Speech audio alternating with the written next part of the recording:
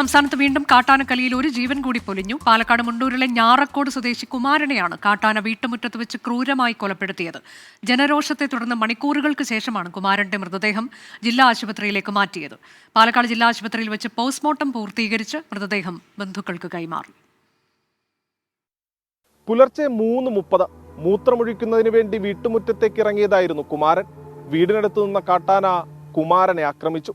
തുമ്പിക്കൈയിൽ ചുഴറ്റിയെടുത്തു എന്ന് മാത്രമല്ല, നിലത്തു വീണ കുമാരനെ ചവിട്ടുകയും ചെയ്തു.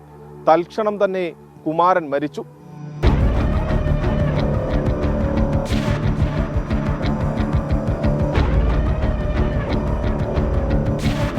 വലിയ പ്രതിഷേധങ്ങൾക്കാണ് പിന്നീട് സാക്ഷ്യം വഹിച്ചത്. ജനരോക്ഷത്തിൽ കുമാരന്റെ മൃതദേഹം പോലും ഇവിടെ നിന്ന് മാറ്റാൻ സാധിച്ചില്ല.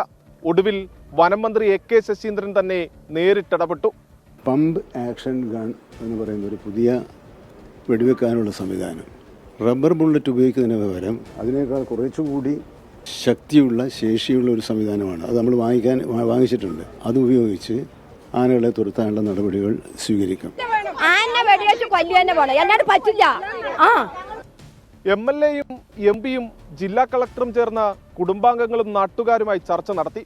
അവരുടെ ആവശ്യങ്ങൾ അംഗീകരിച്ചതോടെ മൃതദേഹം മാറ്റാൻ തീരുമാനമാവുകയായിരുന്നു.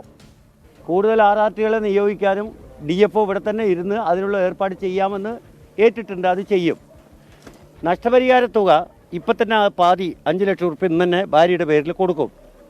ഒരു താൽക്കാലികമായിട്ടൊരു ജോലി ഈ കുടുംബത്തിലെ ഒരാൾക്ക് കൊടുക്കണമെന്ന ആവശ്യം നാട്ടുകാർ ഉന്നയിച്ചിട്ടുണ്ട്. അത് കൊടുക്കാമെന്ന് സമ്മതിച്ചിട്ടുണ്ട്. അത് ഫോറസ്റ്റ് ഡിപ്പാർട്ട്മെന്റിൽ തന്നെ കൊടുക്കാനുള്ളത് തീരുമാനിച്ചിട്ടുണ്ട്. പാലക്കാട് ജില്ലാ ആശുപത്രിയിലെ പോസ്റ്റ്മോർട്ടം നടപടികൾക്ക് ശേഷം മൃതദേഹം ബന്ധുക്കൾക്ക് വിട്ടു നൽകി. ആന തുമ്പിക്കൈ കൊണ്ട് ചുഴറ്റിയെറിയുകയും ചവിട്ടുകയും ചെയ്തുവെന്നാണ് പ്രാഥമിക നിഗമനം. വാരിയെല്ലുകൾ ഒടിഞ്ഞ് തറച്ചു കയറി. ആന്തരിക രക്തസ്രാവമാകാം മരണത്തിലേക്ക് നയിച്ചതെന്നാണ് പ്രാഥമിക നിഗമനം. വനാതിർത്തിയോട് ചേർന്ന് സൗരോർജ്ജ തൂക്കുവേലി അടക്കം സ്ഥാപിച്ചിട്ടുണ്ടെങ്കിലും അത് കാര്യക്ഷമമല്ല. രാവായാൽ പിന്നീട് ആനയടക്കമുള്ള വന്യജീവികൾ ജനവാസ മേഖലയിലേക്ക് ഇറങ്ങിയെത്തും. അതുകൊണ്ട് തന്നെ റെയിൽ ഫെൻസിംഗ് അടക്കം സ്ഥാപിച്ച് സുരക്ഷിതമായി അന്തിയുറങ്ങാനുള്ള സൗകര്യമെങ്കിലും ഒരുക്കണമെന്നതാണ് നാട്ടുകാരുടെ പ്രധാന ആവശ്യം.